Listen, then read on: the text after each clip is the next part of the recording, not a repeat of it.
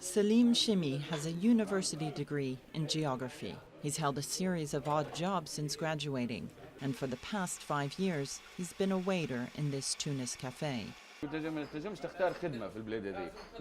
You cannot choose your work in this country. I finished my studies to teach. Usually you would wait 1 or 2 years before working, but here you finish your studies and it's the job that chooses you. You have to earn a living. I work in a cafe, but there are those who work in the streets selling books or smuggle goods.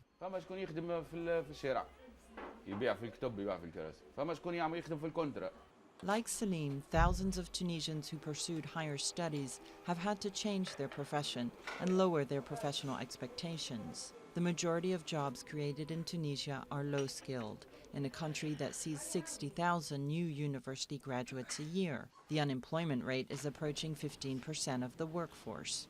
Les gens qui ont des diplômes après se retrouvent dans des emplois. People who have diplomas find themselves in jobs for which they're not trained.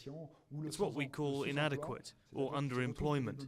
That means they find themselves in sectors for which they were trained, but at a level far below their skills. Par rapport à leurs compétences. 4 years after the fall of Ben Ali, not a single major economic reform has been introduced in Tunisia. And as presidential elections loom, pressure is growing on politicians to address the issue.